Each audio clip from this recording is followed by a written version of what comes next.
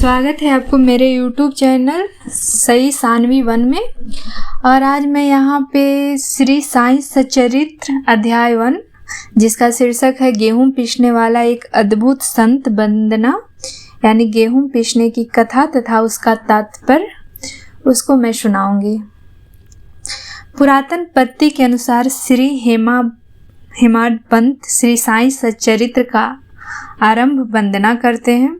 प्रथम श्री गणेश को साष्टांग नमन करते हैं जो कार्य को निर्विघ्न समाप्त कर उसको यशस्वी बनाते हैं कि साईं ही गणपति हैं।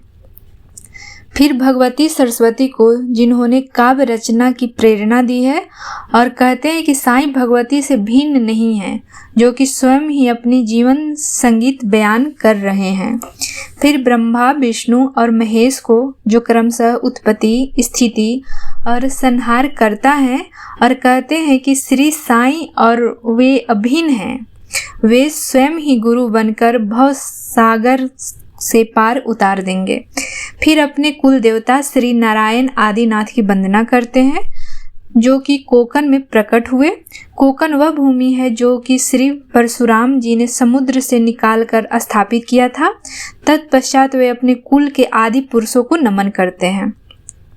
फिर श्री भारद्वाज मुनि को, जिसके गोत्र में उनका जन्म हुआ, पश्चात उन ऋषियों को जैसे याज्ञवल्क्य, भृगु, पराशर, नारद, वेदव्यास, सनक, सनंदन, सनत कुमार, शुक, सौनक, विश्वामित्र, वशिष्ठ, वाल्मीकि, वामदेव, जैमिनी, वैशंपायन, नवयोगिंदु इत्यादि तथा आधुनिक संत जैसे निवृत्ति, ज्ञानदेव, शुपान, मुक्ताबाई, जनार्दन, एकनाथ, नामदेव, तुकाराम, कान्हा, नरहरि आदि को नमन करते हैं।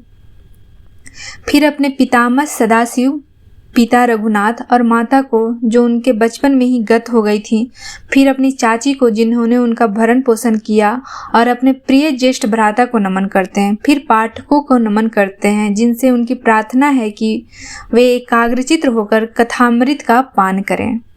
अंत में श्री सच्चिदानंद सद्गुरु श्री साईनाथ महाराज को, जो कि श्री दत्तात्रेय के अवतार और उनके आश्रयदाता हैं और जो ब्रह्मा सत्यम जगनी मिथ्या का बोध कराकर समस्त प्राणियों में एक ही ब्रह्मा की व्युत्पत्ति की अनुभूति कराते हैं। श्री पराशर, व्यास और सांडिल्य आदि के समान भक्ति के प्रकारों का संक्षेप में वर्णन कर अब ग्रंथकार महोदय निम्नलिखित कथा प्रारंभ करते हैं। शीर्षक है गेहूं पीसने की कथा। सन 1910 में एक दिन प्रातः काल श्री साईं बाबा के दर्शनार्थ मस्जिद में गया। वहाँ का एक विचित्र दृश्य देख मेरे आश्चर्य का ठिकाना न रहा। साईं बाबा मुंह हाथ धोने के पश्चात चक्की पीसने की तैयारी करने लगे। उन्होंने फर्श पर एक टाट का टुकड़ा बिछा, उस पर हाथ से पीसने वाली चक्की में गेहूं डालकर उन्हें पीसना आरंभ कर दिया। मैं सोचने लगा कि बाबा को चक्की पीसने से क्या लाभ है। उनके पास तो कोई है भी नहीं और अपना निर्वाह भी भिक्षावृत्ति द्वारा ही करते हैं। इस घटना के समय वहां उपस्थित अन्य व्यक्तियों की भी ऐसी ही धारणा थी, परंतु उनसे पूछने का साहस किसे था। बाबा की चक्की पीसने का समाचार शीघ्र ही सारे गांव में फैल गया और उनकी यह विचित्र लीला देखने हेतु तत्काल ही नर नारियों की भीड़ मस्जिद की ओर दौड़ पड़ी। उनमें से 4 निडर स्त्रियां भीड़ को चीरता हुआ ऊपर आई और बाबा को बलपूर्वक वहां से हटाकर हाथ से चक्की का खूंटा छीनकर तथा उनकी लीलाओं का गायन करते हुए उन्होंने गेहूं पीसना प्रारंभ कर दिया। पहले तो बाबा क्रोधित हुए, परंतु फिर उनका भक्ति भाव देखकर वे शांत होकर मुस्कुराने लगे। पीसते पीसते उन स्त्रियों के मन में ऐसा विचार आया कि बाबा के ना तो घर द्वार है और ना इनके कोई बाल बच्चे हैं तथा न कोई देख रेख करने वाला ही है। वे स्वयं भिक्षावृत्ति द्वारा ही निर्वाह करते हैं, अतः उन्हें भोजन आदि के लिए आटा की आवश्यकता ही क्या है। बाबा तो परम दयालु हैं, हो सकता है कि वह आटा वे हम सब लोगों में ही वितरण कर दें। इन्हीं विचारों में मगन रहकर गीत गाते गाते ही उन्होंने सारा आटा पीस डाला। तब उन्होंने चक्की को हटाकर आटे को 4 समान भागों में विभक्त कर लिया। और अपना अपना भाग लेकर वहां से जाने को उद्धत हुई। अभी तक शांत मुद्रा में निमग्न बाबा तत्क्षण ही क्रोधित हो उठे और उन्हें अपशब्द कहने लगे। स्त्रियों, क्या तुम पागल हो गई हो? तुम किसके बाप का माल हड़प कर ले जा रही हो? क्या कोई कर्जदार का माल है जो इतनी आसानी से उठाकर लिए जा रही हो? अच्छा, अब एक कार्य करो कि इस आटे को ले जाकर गांव की मेड़ यानी सीमा पर बिखेराओ। मैंने शिरडी वासियों से प्रश्न किया है कि जो कुछ बाबा ने अभी किया उसका यथार्थ में क्या तात्पर्य है।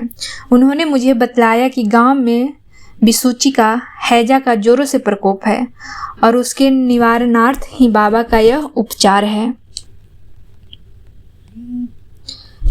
अभी जो कुछ आपने पीसते देखा वह गेहूं नहीं वरन बिसूची का हैजा थी जो पीसकर नष्ट भ्रष्ट कर दी गई है। इस घटना के पश्चात सचमुच बिसूचिका की संक्रामकता शांत हो गई और ग्रामवासी सुखी हो गए। यह जानकर मेरी प्रसन्नता का परावार न रहा। मेरा कौतूहल जागृत हो गया। मैं स्वयं से प्रश्न करने लगा कि आटे और बिसूचिका यानी हैजा रोग का भौतिक तथा पारस्परिक क्या संबंध है, इसका सूत्र कैसे ज्ञात हो। घटना बुद्धिगम सी प्रतीत नहीं होती है। अपने हृदय की संतुष्टि हेतु इस मधुर लीला का मुझे 4 शब्दों में महत्व अवश्य प्रकट करना चाहिए। लीला पर चिंतन करते हुए मेरा हृदय प्रफुल्लित हो उठा और इस प्रकार बाबा का जीवन चरित्र लिखने के लिए मुझे प्रेरणा मिली। यह तो सब लोगों को विदित है कि यह कार्य बाबा की कृपा और शुभ आशीर्वाद से सफलतापूर्वक संपन्न हो गया। यहाँ आटा पीसने का तात्पर्य। शिरडीवासियों ने आटा पीसने की घटना को जो अर्थ लगाया वह तो प्रायः ठीक ही है, परंतु उसके अतिरिक्त मेरे विचार से कोई अन्य भी अर्थ है। बाबा शिरडी में 60 वर्षों तक रहे और इस दीर्घ काल में उन्होंने आटा पीसने का कार्य प्रायः प्रतिदिन ही किया। पीसने का अभिप्राय गेहूं से नहीं वरन अपने भक्तों के पापों, दुर्भाग्यों, मानसिक और शारीरिक तापों से है। उनकी चक्की के 2 पार्टों में ऊपर का पार्ट भक्ति तथा नीचे का कर्म था। चक्की की मुठिया जिससे वो पीसते थे वह था ज्ञान। बाबा का दृढ़ विश्वास था कि जब तक मनुष्य के हृदय में प्रवृत्तियां, आसक्ति, घृणा तथा अहंकार नष्ट नहीं हो जाते, जिनका नष्ट होना अत्यंत दुष्कर है, तब तक ज्ञान तथा आत्मानुभूति संभव नहीं है। यह घटना कबीर दास जी की उसके तदनुरूप घटना की स्मृति दिलाती है। कबीर दास जी एक स्त्री को अनाज पीसते देखकर अपने गुरु निपत्ति निरंजन से कहने लगे कि मैं इसलिए रुदन कर रहा हूँ कि जिस प्रकार अनाज चक्की में पीस जाता है उसी प्रकार मैं भी भवसागर रूपी चक्की में पीसे जाने की यातना का अनुभव कर रहा हूँ। उनके गुरु ने उत्तर दिया कि घबराओ नहीं, चक्की के केंद्र में जो ज्ञान रूपी दंड है उसी को दृढ़ता से पकड़ लो।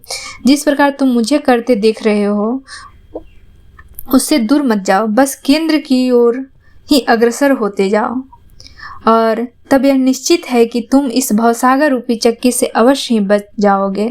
श्री सद्गुरु साईनाथ अर्पणमस्तु। शुभम भवतु। ओम साई राम।